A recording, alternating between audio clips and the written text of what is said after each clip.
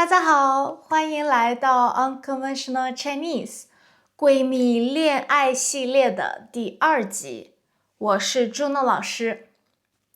今天我想聊一个很多人都绕不开的问题：你愿意和什么样的人一起生活？还记得我那个闺蜜吗？她不愿意放弃在上海的生活，和她的男朋友一起回老家，最后勇敢的分手了。我们一起看看她的感情选择，请打开字幕。我这个闺蜜非常的心直口快，她认识小林以前和一个也很心直口快的男生同居过。那个男生不管什么事都直接说出口，一点也不在乎别人的感受。比如说，我的闺蜜做饭放盐放太多了，她就心直口快地说：“哎，咸得要死。”如果我的闺蜜选择了一件她不喜欢的衣服，她就会说：“土得掉渣。”一开始我的闺蜜说：“这个男生就是这样的性格，我迁就一下就好。”可是每天都这样，把他的情绪压起来，会有问题的。我对我的闺蜜说，我宁可被陌生的人骂一句，也不想要和一个心直口快的人住在一起。后来我的闺蜜认识了一个特别通情达理的男生，这个男生做饭、收拾、倒垃圾、家务怎么分工都可以沟通，看起来不错，可是问题也来了，他太安静了，常常2个人坐在客厅一晚上，一句话也不说，空气好像凝固了一样，好像除了家务以外，他们没有别的话题可以沟通。这个家变得好像图书馆一样安静。我的闺蜜后来和我说，Juno， 我宁可找一个话多一点，把我烦死的人，也不愿意和他一起生活。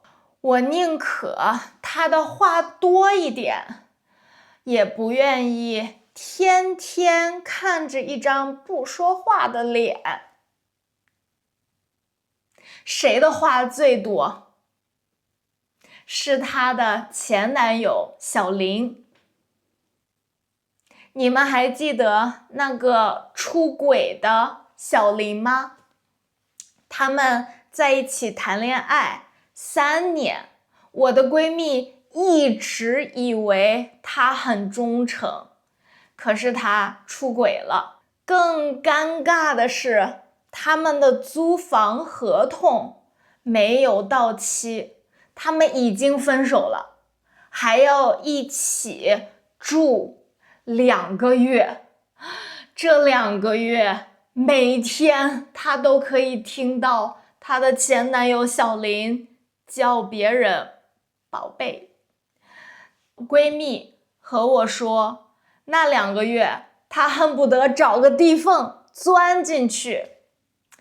最后她一咬牙，她说，我不要那2个月的房租了，我要搬走，她说我宁可多花点钱，也要把自己从深渊里面拉出来。闺蜜觉得她的尊严比钱更重要。今天我们聊了我的闺蜜的3个生活的选择：一，宁可被陌生人骂，也不愿意天天被男朋友说；宁可被别人烦死，也不愿意太安静的生活；宁可多花点钱，也不愿意没有自尊。你呢？如果你的另一半总是说我就是这样的性格，你宁可迁就，也不愿意分手吗？如果有一天你发现你的另一半出轨了，你宁可和他一起生活，也不愿意和他分手吗？你觉得在一段关系里面，忠诚、沟通、尊重，哪个是最重要的？我这个闺蜜非常的心直口快，她认识小林以前和一个也很心直口快的男生同居过。那个男生不管什么事都直接说出口，一点也不在乎别人的感受。比如说，我的闺蜜做饭放盐放太多了，她就心直口快地说：咸得要死。如果我的闺蜜选择了一件她不喜欢的衣服，她就会说土得掉渣。一开始我的闺蜜说这个男生就是这样的性格，我迁就一下就好。可是每天都这样，把他的情绪压起来，会有问题的。我对我的闺蜜说，我宁可被陌生的人骂一句，也不想要和一个心直口快的人住在一起。后来我的闺蜜认识了一个特别通情达理的男生，这个男生做饭、收拾、倒垃圾、家务怎么分工都可以沟通，看起来不错，可是问题也来了，他太安静了。常常2个人坐在客厅一晚上，一句话也不说，空气好像凝固了一样，好像除了家务以外，他们没有别的话题可以沟通。这个家变得好像图书馆一样安静。